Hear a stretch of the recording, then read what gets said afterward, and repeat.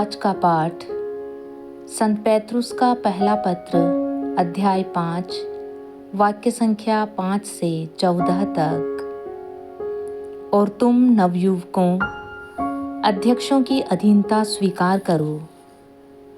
आप सब के सब नम्रता पूर्वक एक दूसरे की सेवा करें, क्योंकि ईश्वर घमंडियों का विरोध करता किंतु विनम्र लोगों पर दया करता है।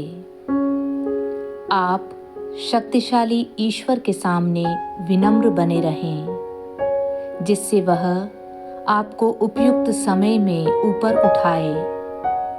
आप अपनी सारी चिंताएं उस पर छोड़ दें, क्योंकि वह आपकी सुधि लेता है। आप संयम रखें और जागते रहें। आपका शत्रु शैतान दहाड़ते हुए सिंह की तरह विचरता है और ढूंढता रहता है कि किसे फाड़ खाए।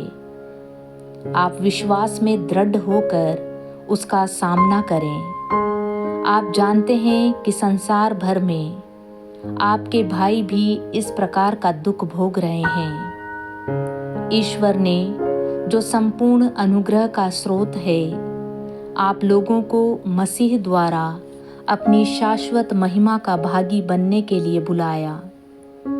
वह आपके थोड़े ही समय तक दुख भोगने के बाद आपको परिपूर्ण, सुस्थिर, समर्थ और दृढ़ बनाएगा। उसका सामर्थ्य अनंत काल तक बना रहता है। आमीन। मैंने आप लोगों को ढाढ़स बनाने के लिए यह संक्षिप्त पत्र सिलवानुस से लिखवाया है, जिनको मैं अपना विश्वसनीय भाई मानता हूँ। मैं आपको यह विश्वास दिलाता हूँ कि इसमें जो लिखा हुआ है वह ईश्वर का सच्चा अनुग्रह है। उस अनुग्रह में सुदृढ़ बने रहें।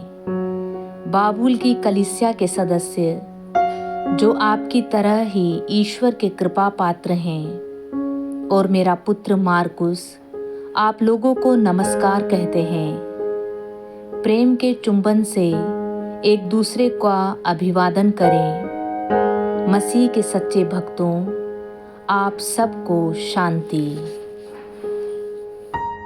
आज का सुसमाचार संत मार्कुस अध्याय 16 वाक्य संख्या 15 से 20 तक।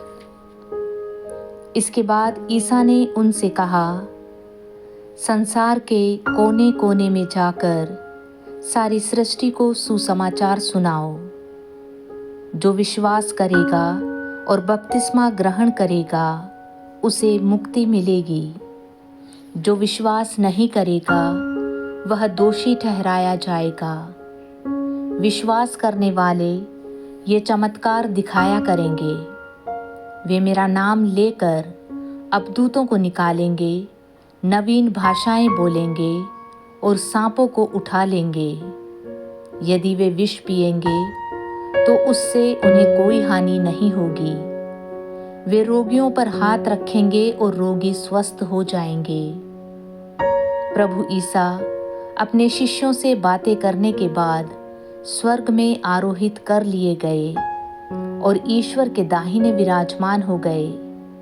शिष्यों ने जाकर सर्वत्र सुसमाचार का प्रचार किया।